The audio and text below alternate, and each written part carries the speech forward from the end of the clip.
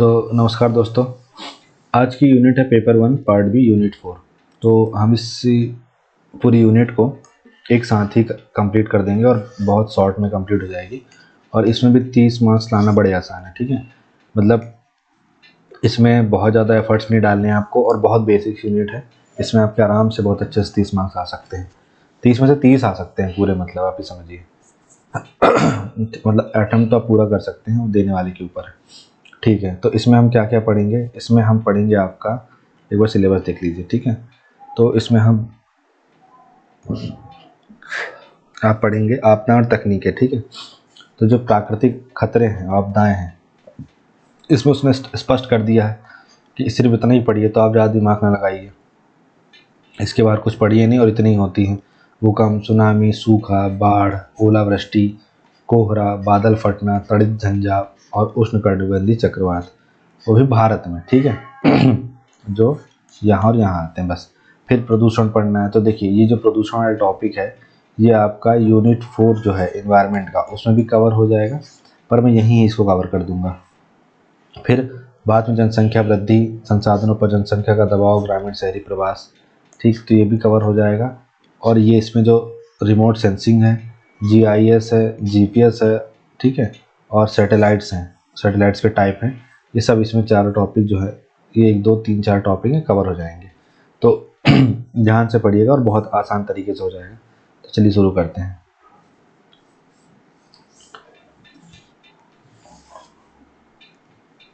जैसे आपने अभी हाल ही में ये कुछ इमेजेस देखी होंगी, ठीक। जैसे एक बिल्डिंग है, ये बैंकॉक की, जो जहाँ 7.7 मैग्नीट्यूड के आसपास अर्थक्वेक आया, ठीक। ये थाईलैंड में आया, म्यांमार में आया, ठीक, ये सेंटर था इसका, ठीक। इसके बाद आप देखिए ये मांडले है ना। तो देखिए बैंकॉक की बिल्डिंग है, ये स्विमिंग पूल था, ऊपर तो पानी गिर रहा था। फिर ये एक बिल्डिंग क्रैक हुई ऐसे, ठीक, ये सब चीज़ें हुई। तो ये सब आपने अभी, ये मुश्किल से मुश्किल 1 हफ्ते भी नहीं हुए होंगे, ठीक है। 25 से 26 मार्च के बीच की घटना है ये, ठीक। तो ये सब किस एग्जाम्पल है, अर्थक्वेक के एग्जाम्पल है। इसके बाद ये हम इमेज के तरीके से, ये ड्रॉट का एग्जाम्पल है आपका, ठीक है। कि कुछ भी मतलब पेड़ सूख गया है, पानी नहीं है, कुछ भी फसल नहीं हो रही है, आसमान पूरा साफ है, ठीक है। इसके बाद फिर ये हेल स्टॉर्म्स है ना, ओलावृष्टि, जब पानी की जगह बर्फ गिरने लग जाए। इसके बाद आपका, तो एक डिजास्टर हो गई अर्थक्वेक, एक डिजास्टर हो गया ड्रॉट, एक डिजास्टर हो गई हेल स्टॉर्म। फिर अगली डिजास्टर आपका ये क्या है, ये आपका है तड़ित झंझा, ठीक है। ये आपका ये है कि जब एक साथ खूब क्लाउड बस्टिंग हो जाए, ठीक है ना, बादल का फटना है ये, ठीक है, कि जब बादल फट जाए तो एक ही बार में खूब सारी बारिश हो जाए, उसको कहते हैं ये साइक्लोन है अपना। सुनामी हो गया, ठीक है। फिर ये फ्लड्स हो गई। अच्छा देखिए, ये रूरल फ्लड है ना, मतलब देखिए कैसे दिख रही है, ये इंडिया की फ्लड है, ये फॉरेन की फ्लड है, मतलब फॉरेन की फ्लड में भी लग नहीं रहा कि फ्लड आई हुई है। फिर ये आपका बिजली कड़कना। तो ये सब हमने देखा डिजास्टर, ठीक है। तो इसमें आपका अर्थक्वेक शामिल है, ड्रॉट शामिल है, हेल स्टॉर्म शामिल है, क्लाउड बर्स्ट शामिल है, साइक्लोन शामिल है, सुनामी शामिल है, फ्लड शामिल है, फॉग शामिल है, और थंडर स्टॉर्म। फॉग मैंने ऐड नहीं किया, ये आप सब ने तो ठंड में देखा ही होगा, ठीक। ये सब चीज़ें हैं। अब हम इसकी डेफिनेशन देख लेते हैं, ठीक है। तो एक बार इंग्लिश में देख लीजिए थोड़ा सा कि अर्थक्वेक की डेफिनेशन क्या है, कि sudden shaking of the ground due to movement of rocks beneath the earth surface. Beneath है होता है नीचे, मतलब पृथ्वी की सतह के नीचे जो रॉक्स हैं, उनका जो मूवमेंट्स होता है, उसकी वजह से जब ग्राउंड जो होता है वो शेक करता है, दैट इज कॉल्ड अर्थक्वेक, ठीक है। सुनामी क्या है, huge ocean wave caused by under water earthquake और वोल्केनिक इरप्शन, ठीक है। इससे फ्लडिंग कोस्टल एरियाज हो जाता है। फिर drought, a long period with very little और नो रेन, ठीक है, बहुत छोटी, बहुत कम मात्रा में बारिश गिरना, मतलब ना के बराबर या फिर गिरना ही नहीं। फिर flood, overflow of water. Hello storm, a storm with small balls of ice falling from the sky. Fog, thick cloud of tiny water droplets near the ground, ठीक है। Cloud burst, sudden and heavy rainfall in a short time, ठीक है। Thunderstorm, a storm with lightning, thunder, strong winds and sometimes rain. Cyclone, a powerful circular storm with heavy rain and strong winds usually forming over warm oceans, ठीक है। ये हो गया आपका cyclone. अब देखिए थोड़ा सा हिंदी में भी देख लेते हैं कि आपको ऐसा लगे कि मैंने पल्ला झाड़ लिया इंग्लिश में पढ़ा के। देखिए भूकंप क्या, पृथ्वी की सतह के नीचे चट्टानों की हलचल के कारण अचानक जमीन का या भूमि का हिलना। सुनामी क्या है, पानी के नीचे भूकंप या ज्वालामुखी विस्फोट के कारण विशाल समुद्री लहरें। आपको याद होगी 2004 26 दिसंबर की सुनामी, ठीक है। इससे 14 देश प्रभावित हुए थे। फिर सूखा क्या होता है, बहुत कम या बिना बारिश के एक लंबी अवधि, ठीक है। बाढ़ क्या होता है, भारी बारिश, नदी के उफान या बांध के टूटने के कारण जमीन पर पानी का बहना। ओलावृष्टि क्या होता है, आसमान से बर्फ या ओलों की छोटी छोटी गेंदों के साथ गिरने वाला तूफान। कोहरा क्या होता है, जमीन के पास पानी की छोटी छोटी बूंदों का घना बादल जिससे देखना मुश्किल हो जाए, विजिबिलिटी कम हो जाए। बादल फटना, थोड़े समय में अचानक और भारी बारिश जो अक्सर अचानक बाढ़ का कारण बनती है। ये आप उत्तराखंड केदारनाथ 2013। तूफान, बिजली गरज, आधा आपका डिजास्टर मैनेजमेंट तो मूवी ही से ही हो जाएगा। बिजली गरज, तेज हवाओं और कभी कभी बारिश के साथ एक तूफान, ठीक है। तूफान का मतलब है वो इस चीज़ की बात कर रहा है ये, जैसे हमने यहाँ देखा था ना, क्या नाम है आपका, थंडर स्टॉर्म, बिजली कड़कना, उसी की बात कर रहा है। फिर इसके बाद अगला है चक्रवात, ठीक है, साइक्लोन। तो भारी बारिश, तेज हवाओं के साथ एक शक्तिशाली गोलाकार तूफान जो आमतौर पर गर्म महासागरों के ऊपर बनता है और लो प्रेशर का क्षेत्र होता है। तभी उसकी और हवाएं सब हाई प्रेशर से लो प्रेशर की ओर चल के आते हैं, ठीक।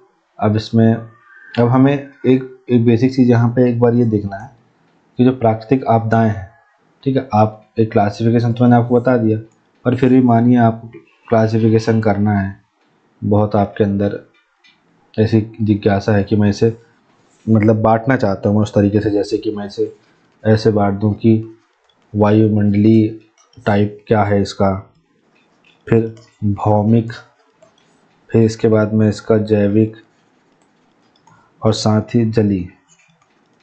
इस आधार पर एक तो आधार हो जाएगा प्राकृतिक आधार और कृत्रिम आधार पर, एक हो जाएगा इस आधार पर, ठीक है। जैसे वायुमंडलीय में अगर आप बांटना चाहें तो जो जो हमारे सिलेबस में है, तो हमारे सिलेबस में है तड़ित झंझा, थंडर स्टॉर्म, ठीक है। दूसरा अगर आप बांटना चाहें चक्रवात है, तीसरा सूखा है, ठीक। जो जो हमारे सिलेबस में है उसके हिसाब से बोल रहा हूँ, ठीक है। बाकी है तो इसके अंदर और बहुत सारे। फिर जैसे भौमिक हो जाए कुछ, है ना, टेरेस्टेरियल, तो इसमें आपका भूकंप आ जाएगा, ठीक है। अच्छा ज्वालामुखी सिलेबस में है नहीं तो वो लेने का मतलब नहीं है, और भूस्खलन भी नहीं है, तो इसमें बस यही रखिए। बाकी ज्वालामुखी लिख सकते हैं आप, ठीक है, बाकी सिलेबस में नहीं है तो मत परेशान। फिर जैविक में आपका वो जो अटैक होते हैं तो वो भी हमको इधर पर पढ़ना नहीं है। जली में आपका बाढ़ पढ़ना है हमें, ठीक है, सुनामी पढ़ना है हमें। तो ये इस तरीके से आप इसको क्लासिफिकेशन कर सकते हैं। इसके साथ ही साथ जैसे हमें कुछ ये देखना हो कि इंडिया में कौन कौन, जैसे अर्थक्वेक है ना, तो हमने अर्थक्वेक के बारे में जैसे देखा, तो अर्थक्वेक इंडिया में कोई हिस्ट्री है क्या अर्थक्वेक के आने की। जैसे मैं लिखते जाता हूँ आप समझते जाइएगा कि जैसे अब 2000 जो सब कच्छ का भूकंप आया था, जैसे भुज का, ठीक। तो जो भुज अर्थक्वेक आया था वो आपका 26 जनवरी 2001 को आया था, ठीक है।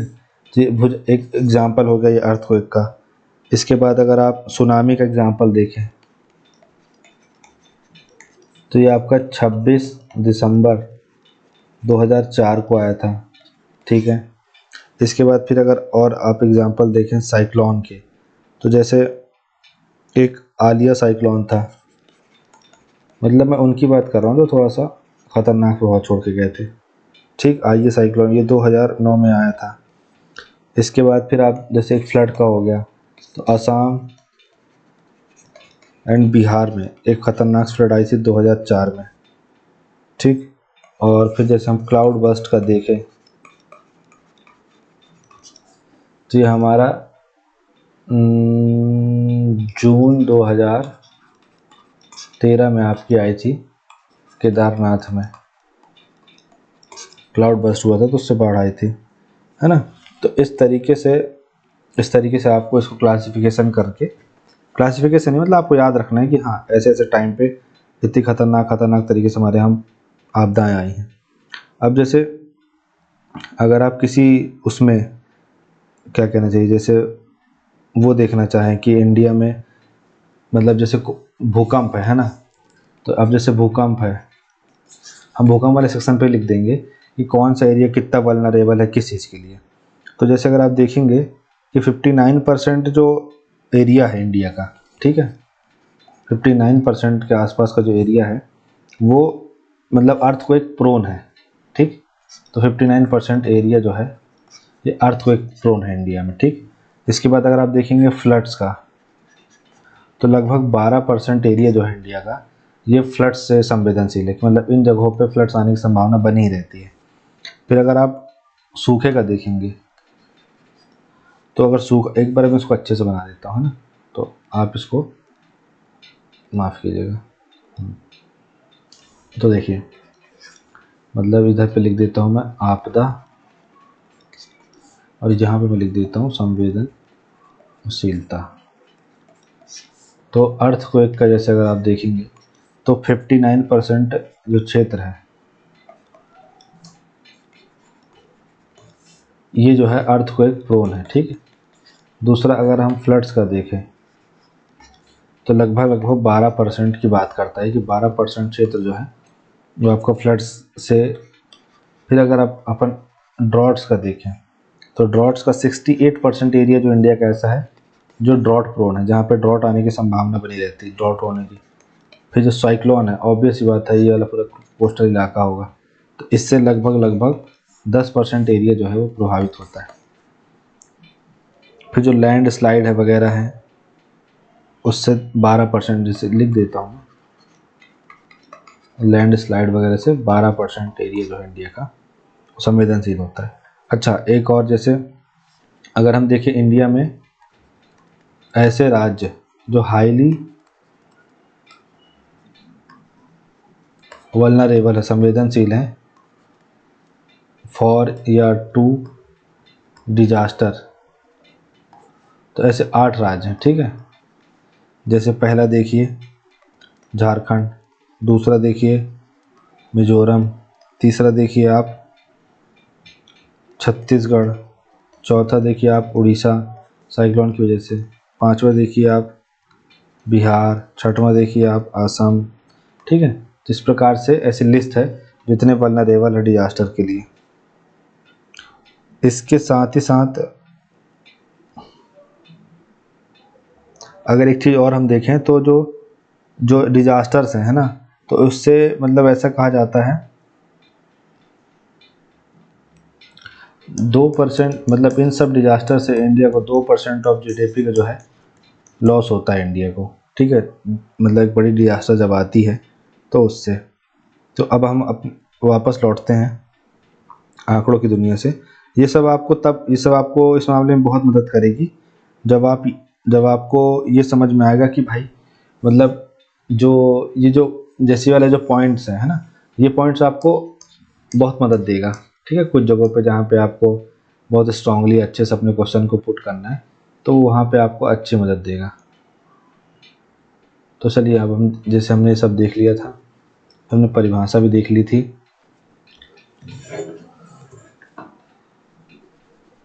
ठीक, परिभाषा वाला सेक्शन हो गया था हमारा। इसके बाद हम देखते हैं आपका कारण क्या है इसके पीछे, ठीक है। तो प्राकृतिक आपदाओं के पीछे जो कारण है, अब जैसे ज़्यादा कारण ही निकले हैं, जैसे भूकंप है, ठीक है।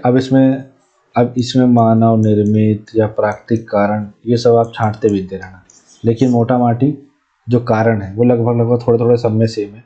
तो मैं आपको बताते चल रहा हूँ, जैसे कि टेक्टोनिक प्लेट का हिलना और टकराना ये भूकंप का कारण है। पृथ्वी के अंदर अचानक ऊर्जा का निकलना ये भूकंप का कारण है। ज्वालामुखी विस्फोट हुआ, ठीक है, इसके कारण ज़मीन का हिलना, मतलब जिस कारण से ज़मीन हिल जाए बस आपको वो लिखना है, ठीक है। तो टेक्टोनिक प्लेट से हिल जाएगी, पृथ्वी के अंदर अचानक जो लावा मैग्मा है उनके बीच जो रेडियो एक्टिविटी हरकतें होती हैं उससे जो एनर्जी जनरेट होती है, उससे अगर पृथ्वी सेक कर गई ज्वालामुखी विस्फोट कोई आ गया, उससे पृथ्वी सेक हो गई, फ्यूजियामा में या आपका कहीं पर भी ज्वालामुखी गतिविधियाँ हुई और धरती हिली तो आपका भूकंप आ जाएगा। कहीं माइनिंग हो रही है, डैम का कंस्ट्रक्शन हुआ है, हैवी डैम है, ठीक है, तो उससे एक ही जगह पे बहुत सारा पानी इकट्ठा हो जाएगा, उससे हो सकता है उस जगह की एनर्जी जो अर्थ है वो क्रैक हो, या ज़मीन हो थोड़ा सा क्रैक हो, अंदर पानी भरे, उससे ज़मीन सेक होगी तो अर्थक्वेक आ जाएगा। ठीक है, जैसे माइनिंग में, जैसे सिंगरौली में, अब सिंगरौली में जो सिंगरौली में लोग रहते हैं उनको रोज़ 2, 3, 3.5 और 3 के आसपास रिक्टर स्केल के भूकंप उनको झेलने रहते हैं, क्योंकि ब्लास्टिंग वाला जो सीन होता है। फिर फॉल्ट लाइन का अगर खिसकना हो गया तो अर्थक्वेक आ जाएगा।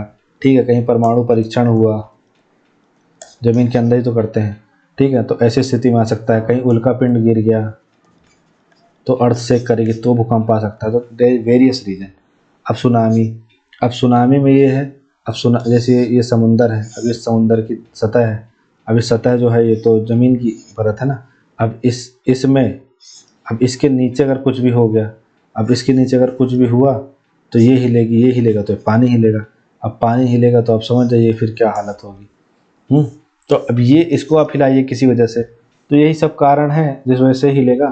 तो पानी के नीचे भूकंप से समुद्र तल हिलना, समुद्र के नीचे ज्वालामुखी विस्फोट हो गया, अगर समुद्र में कोई भूस्खलन हो गया, अगर जैसे कोई बर्फ वाला टुकड़ा गिर गया, फिर समुद्र से टकराने वाले बड़े उल्कापिंड, कोई उल्कापिंड ही आकर के गिर गया, समुद्री टेक्टोनिक प्लेटों में अचानक बदलाव, ये इधर सरक रही है, अब सारी हो जाए, पास में आ जाए, दूर चली जाएं, ठीक है, तो इन सब वजह से सुनामी आती है।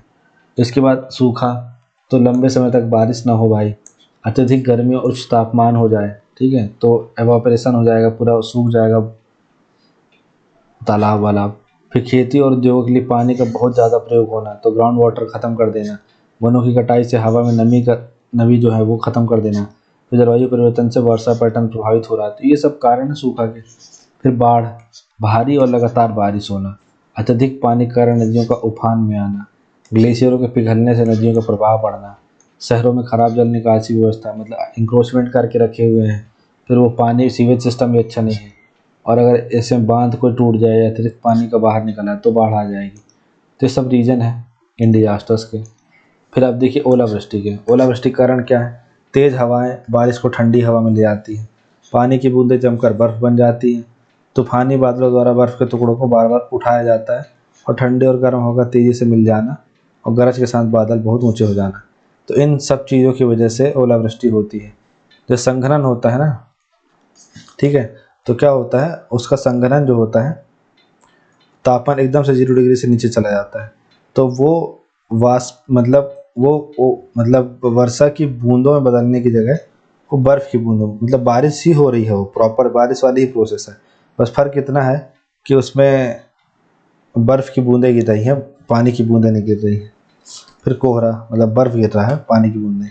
गर्म हवा का ज़मीन के पास ठंडा हो जाना, ठीक है, तो इसके साथ ही क्या होगा, हवा में नमी की अधिकता से छोटी छोटी पानी की बूंदें बन जाएगी, और शांत और हवा रहित मौसम की स्थिति रहेगी तो कोहरा बनेगा। रात या सुबह के समय तापमान में गिरावट रहेगी तो कोहरा गिरेगा बनेगा, मतलब। फिर वायु प्रदूषण के कारण जो नमी है वो ज़मीन के पास ही फंस जाती है। जैसे क्या होता है ना, जैसे देखिए ठंड का मौसम है, ठंड का मौसम है तो मतलब वाष्प जो है वो मौजूद रहेगी वायुमंडल में, ठीक है। अब क्या होगा, जो धूल कण है वो ज़्यादातर सतह में ही रहेंगे। क्यों सतह में रहेंगे, क्योंकि हवा गर्म नहीं है तो ये ऊपर नहीं उठेंगे। अब यहीं पे वाष्प भी है तो इनको ठहरने का क्या मिल जाएगा, स्थान मिल जाएगा वाष्प के रूप में। और जब इस ठहरने का स्थान मिल जाएगा तो धूल कण जो है वो एक अपनी पूरी लेयर बना लेंगे, जिस वजह से हमें इस पार से उस पार देखने को नहीं मिलेगा। इसके बाद आप देखिए, कोहरा के बाद अगर आप देखें अगली आपदा बादल फटना। तो क्यों फटता है भाई, तो पहाड़ों में क्या होता है ना, नमी से भरे बादल फंस जाते हैं, फिर गर्म हवा जो है अचानक ठंडा होना शुरू होती है, जिससे तेज़ी से बारिश होती है। और तेज़ हवाएं बादलों को एक साथ धकेलती हैं, ये सब कारण होते हैं। थोड़े समय में तेज़ी से वाष्पीकरण और संघनन होना शुरू हो जाता है, और कमज़ोर मानसून प्रणाली तीव्र बारिश के तूफान में बदल जाती है। तूफान थंडरस्टॉर्म क्यों आता है, आसमान में उठती गर्म और नम हवा, हवा के ठंडे होने से घने बादल बन जाना, हवा की धाराओं का तेज चलना, बादलों के बीच घर्षण से बिजली चमकती है, अस्थिर वायुमंडलीय परिस्थितियाँ बनने से, ये सब से थंडरस्टॉर्म आता है। फिर आपका चक्रवात क्यों आता है भाई? तो ऊपर की हवा को गर्म करने वाली गर्म समुद्र का पानी, नम हवा को खींचने वाला कम दबाव वाला क्षेत्र, है ना, एक लो प्रेशर का एरिया बन गया है। फिर पृथ्वी की गति के कारण हवा का घूमना, कोरियोलिस बल जो है वो अलग इस पे प्रभाव डाल रहा है। फिर समुद्र से पानी निरंतर मिलता भी जा रहा है और गर्म हवा के बढ़ने से बड़े पैमाने पर तूफानी बादल बनते हैं। तो ये सब कारण है चक्रवात आने के।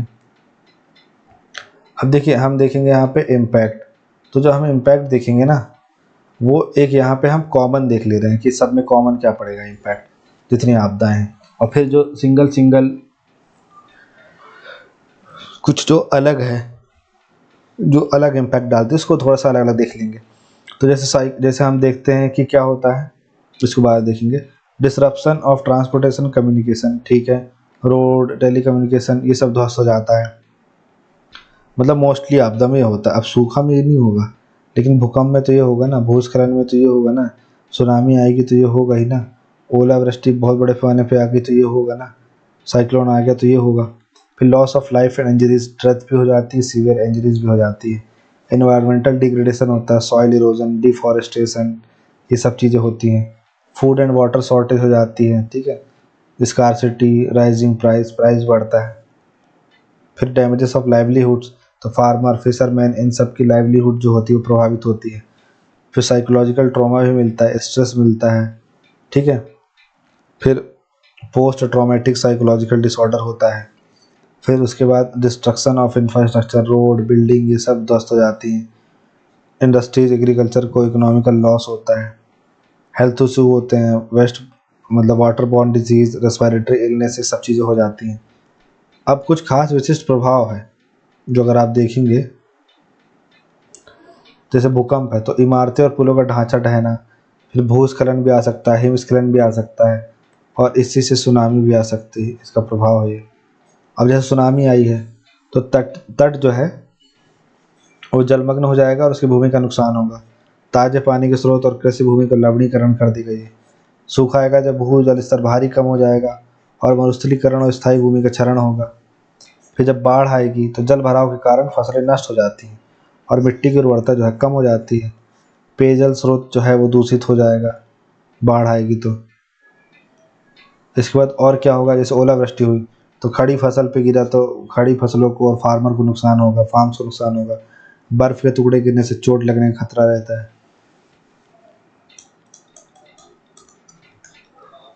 गाड़ियों को नुकसान पहुंचता है, ठीक है। कोहरा सड़क, रेल, हवाई परिवहन को बाधित करता है। आप देखते हो ना ट्रेनें लेट हो जाती हैं, सड़क दुर्घटना में वृद्धि भी होती है। फिर बादल फटता है तो क्या होता है, पहाड़ी क्षेत्रों में अचानक बाढ़ आ जाती है और छोटी बस्तियों और गाँव का विनाश हो जाता है। फिर आंधी तूफान, थंडर स्टॉर्म से क्या होता है, बिजली गिरने से हताहत और आग लगने की घटनाएं होती हैं। तो जैसे दिखते हैं ना, बिजली गिरती है पेड़ में, पूरा पेड़ जल के राख हो जाता है। इलेक्ट्रॉनिक और जैसे किसी व्यक्ति के ऊपर पड़ गई तो बीच से ही अलग हो जाएगा, या कुछ भी हो जाएगा, जल जाएगा, कुछ भी हो जाएगा। चक्रवात, तूफान के कारण तटीय क्षेत्रों में व्यापक कटाव होता है, पेड़ों का उखड़ना और बिजली की लाइनों का नष्ट होना। तो ये तमाम जो है ये इसके प्रभाव हैं आपदा के, ठीक है। तो यहाँ पे हमने पूरी आपदा देखा। अब अगला टॉपिक हम देखेंगे भारत में जनसंख्या वृद्धि, ठीक है। तो अब पॉपुलेशन ग्रोथ वाला टॉपिक चालू करते हैं।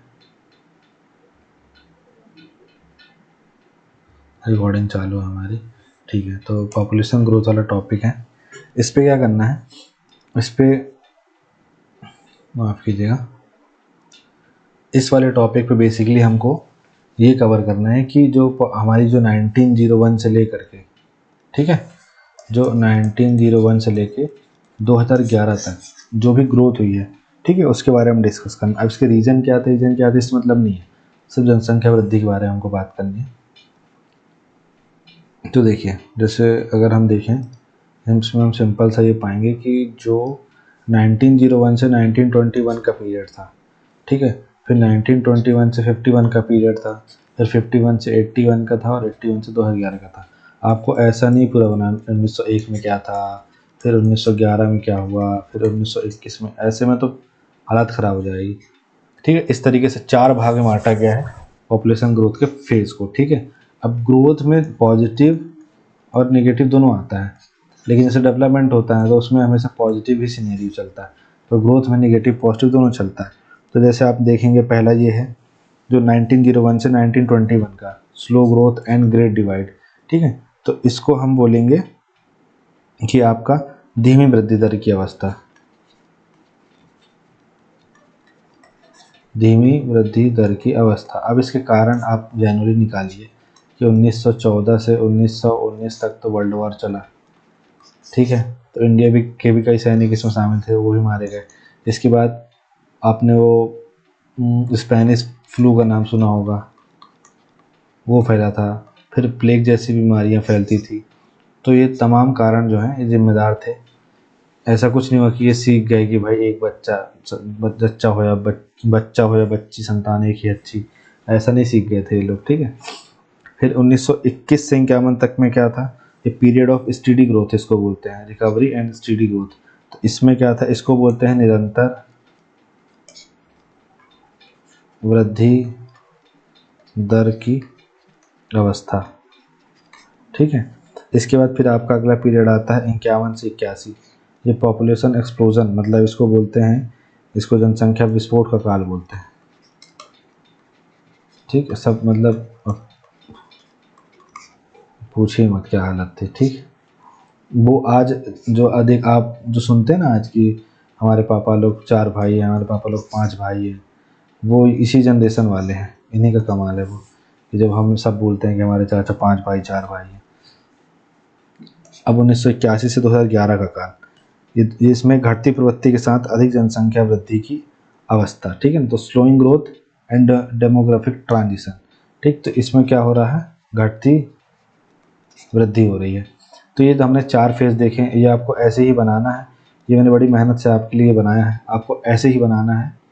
ये आपको मतलब इस तरीके से आप बनाइए, मज़ा आ जाएगा सामने वाले को भी।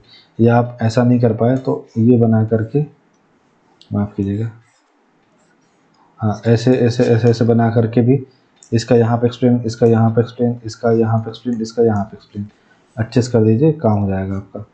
अच्छा, अब देख लेते हैं बाद में जनसंख्या वृद्धि दर जो है 1901 से जो 2011 तक रही है। तो जैसे 1901 में 238.4 मिलियन, 23 करोड़ के आसपास पॉपुलेशन थी। फिर 21 से 25 करोड़ के आसपास रही। विकास दर बहुत कम, यहाँ तक कि 1921 में नेगेटिव ग्रोथ 0.31%, ठीक। अब ये 1901 की है 238, ठीक है ना, 1911 की नहीं।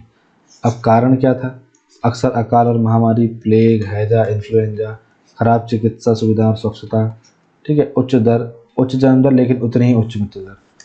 तो मतलब जो हाई बर्थ रेट है और हाई डेथ रेट है, वो क्यों है, क्योंकि जैसे डेथ रेट ज़्यादा है ना, इसलिए बर्थ रेट ज़्यादा है। क्यों, क्योंकि इंसान को लग रहा है कि 5 बच्चे पैदा करेंगे, 10 बच्चे पैदा करते हैं तो कम से कम 5 तो बच ही जाएंगे ना, ये वाला सीन रहता है।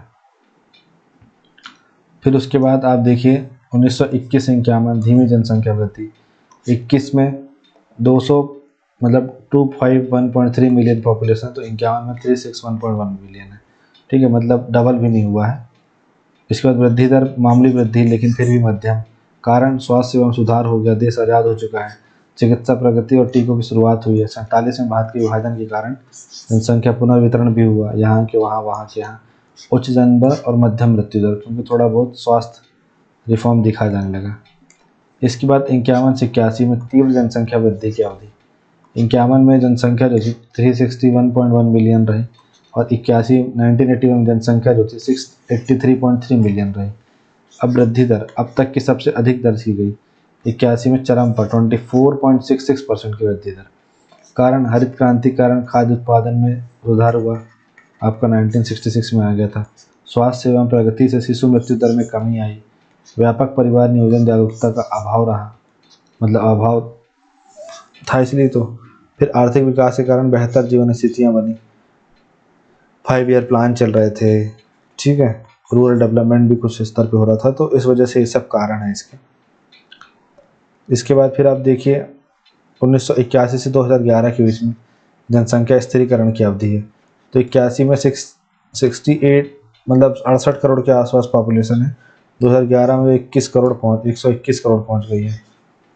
अब जिस देश के 68 से 70 करोड़ लोग एक साथ बैठ के IPL मैच देख सकते हैं, अब समझ लीजिए कि इसकी पॉपुलेशन कितनी होगी। विकास दर में क्रमिक गिरावट, ठीक है। 2011 17.7% 2011 में रही, जो मैंने आपको बताया 1981 में 24% के आसपास है, वो 2011 में 17.7 हो गई है। कारण परिवार नियोजन, नसबंदी वगैरह ये सब हुआ। शहरीकरण और शिक्षा में वृद्धि भी हुई। जन्म नियंत्रण उपायों के बारे में जागरूकता में वृद्धि हुई। शहरी क्षेत्रों में प्रजनन दर को कम करने वाले आर्थिक कारक भी थे। भाई सबसे बड़ा कारक तो महंगाई था। एक बच्चे की डिलीवरी में इतनी प्रिकॉशन और इतने, अब तो सब सिजेरियन होने लग गया है, 90% तो सिजेरियन ही होता है। तो सिजेरियन होता है तो समझिए कितना खर्चा आ जाता है, 70-80 हज़ार रुपये तो खर्चा ही जाता है। अब अगर इसके आप एस्टिमेशन लगाएंगे तो 1921 में जनसंख्या वृद्धि में महान विभाजन को चिन्हित किया गया। 51 से 81 में चिकित्सा और कृषि प्रगति के कारण विकास का चरम चरण रहा। फिर 1921 और 2011 के बीच देखें तो परिवार नियोजन के कारण वृद्धि दर में धीरे गिरावट हुई। अब ये पॉपुलेशन प्रेशर के अलावा एक चीज़ और देख लेते हैं हम थोड़ा सा, कि जो ये जनसंख्या वृद्धि वाला भी टॉपिक है, तो इसमें हमें देखना है जो जैसे 10 की वृद्धि दर इंडिया की जो रही है ना, उसके कुछ पॉइंट हमें देख लेना थोड़ा सा। जैसे 10 की वृद्धि, ठीक है। जैसे पहला जो 2011 की पॉपुलेशन रही है, तो उसमें 10 की वृद्धि दर रही है 2011 में, ठीक है। कितनी 10 की वृद्धि दर रही है? 17.7%, और 1.67% ये रही है एनुअल। 2001 से 11 तक 10 साल में 1.64%, मतलब हर साल 1.6% लोग जो है इंडिया में जुड़ जा रहे थे पॉपुलेशन में, ठीक। दूसरा, अगर आप देखेंगे कि सर्वाधिक जनसंख्या वृद्धि दर वाले राज्य अगर देखेंगे, सर्वाधिक जनसंख्या वृद्धि दर वाले स्टेट, ठीक है, तो आप पहला पाएंगे क्या? मेघालय 27.9%। आप दूसरा पाएंगे अरुणाचल प्रदेश, वहाँ कितना? 26%। सी आपको मिलेगा बिहार 25.4%। डी आपको मिलेगा मणिपुर, कितना? 24.5%। तो ये 4 राज्य ऐसे हैं जहाँ सबसे ज़्यादा जनसंख्या वृद्धि हुई 2011 की पॉपुलेशन में। अगला अगर हम देखें कि न्यूनतम अगर हम देखें, ठीक है, न्यूनतम अगर हम देखें तो न्यूनतम के लिए एक बार कलर बदल देते हैं। तो पहला अगर आप पाएंगे तो आपको मिलेगा नागालैंड, ठीक है, -0.6%। पर यहाँ अफस्पा लगा था ना, तो अच्छे से पॉपुलेशन सेंसस हो नहीं पाया, इस वजह से थोड़ा सा दिक्कत भी हुआ था। वहीं केरल आप देखेंगे तो 4.9% ग्रोथ रही है, मतलब न्यूनतम की बात चल रही है। गोवा में 8.2%। फिर आपका आंध्र प्रदेश में 11% के आसपास रही है, ठीक। तो ये आपको ध्यान रखना है। इसके अलावा आपको ये भी ध्यान रखना है कि सर्वाधिक 10 की वृद्धि दर वाला जो दशक है वो कौन सा है? तो वो आपका है 1961 से 1971 का 24.8%, ये आपका सबसे ज़्यादा रहा है, ठीक है। फिर उसके बाद अगर आप यहीं पे देखें, लोएस्ट देखें, ये आप सब नोट डाउन कर लीजिएगा, आपके बहुत काम आएगा। आप लोएस्ट 10 की वृद्धि दर वाला अगर वो देखेंगे, दशक देखेंगे, तो 1911 से 1921 0.31%, वो भी निगेटिव में, ठीक है। तो आपको ये ध्यान रखना है। तो यहाँ पे हमारा ये टॉपिक ख़त्म होता है, ठीक। तो thank you so much for watching this video. फिर आगे अभी और भी है, वो भी हम कवर कर लेते हैं।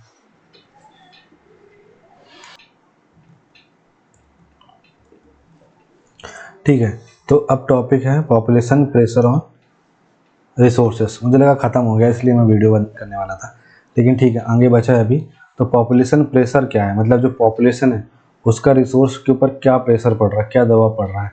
कि जैसे मान लीजिए ना कि 10,000 की पॉपुलेशन है और रिसोर्स जो है अभी कितना भी किनारे कर दीजिए, ठीक है, और 1 लाख की पॉपुलेशन है और रिसोर्स तब भी सेम है, तो अंतर तो आ जाएगा ना। ऐसा समझिए कि एक शादी हो रही है और उसका रिसेप्शन है।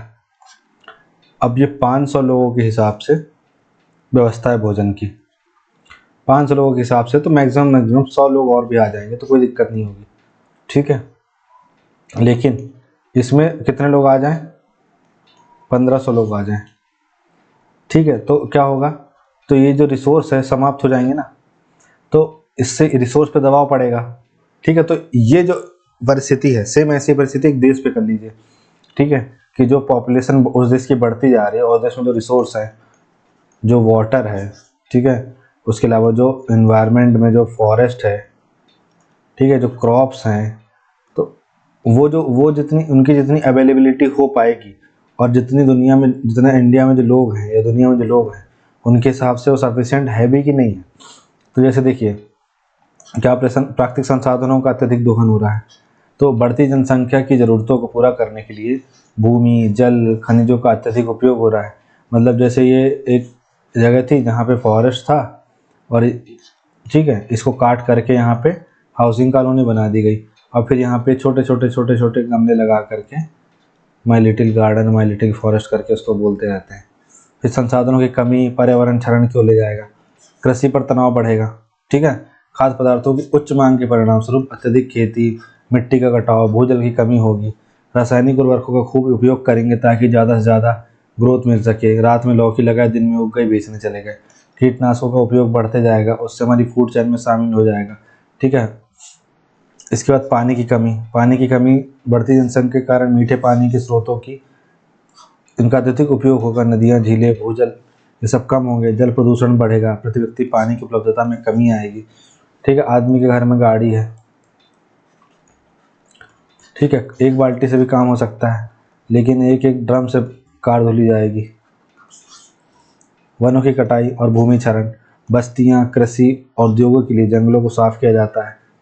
बायोडाइवर्सिटी का नुकसान और कार्बन उत्सर्जन में वृद्धि होती है इससे। इसके बाद अगर आप देखें, ऊर्जा का संकट आता है। ऊर्जा की उच्च मांग के कारण जीवाश्म ईंधन का अत्यधिक उपयोग होता है, जिससे प्रदूषण, जलवायु परिवर्तन ये सब होता है।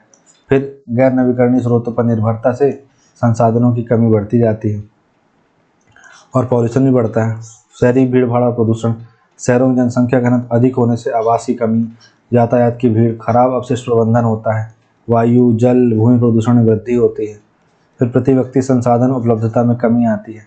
अधिक लोगों द्वारा समान सीमित संसाधनों को साझा करने से प्रति व्यक्ति उपलब्धता कम हो जाती है। आवश्यक वस्तुओं और सेवाओं की लागत बढ़ती जाती है। इसके बाद और क्या होता है, और होता है क्लाइमेट चेंज और इन्वायरमेंटल इम्पैक्ट। उद्योग, वाहनों, वनों की कटाई से कार्बन उत्सर्जन बढ़ता है। ग्लोबल वार्मिंग, अनियमित मौसम पैटर्न, प्राकृतिक आपदाओं में वृद्धि होती है। बढ़ती बेरोजगारी और गरीबी, नौकरी सृजन जनसंख्या वृद्धि के साथ तालमेल नहीं रख पाता। बेरोजगारी, अल्प रोजगार, ये सब चीज़ें होती हैं। उच्च निर्भरता अनुपात आर्थिक विकास को प्रभावित करता है। स्वास्थ्य और स्वच्छता से संबंधित मुद्दे होते हैं। अधिक भीड़ भाड़ से स्वच्छता खराब होती है, बीमारियां फैलती हैं। बढ़ती आबादी के लिए पर्याप्त स्वास्थ्य सेवाओं की कमी होती है, ठीक। तो ये सब तमाम चीज़ें होती हैं। ये जनसंख्या वृद्धि का, ये पॉपुलेशन, जो पॉपुलेशन होता है ना, उस पर जो निरंतर ग्रोथ होती रहती है, उसका असर पड़ता है किस पे, उसका असर पड़ता है हमारे इन्वायरमेंट पर, हमारे रिसोर्सेज पर।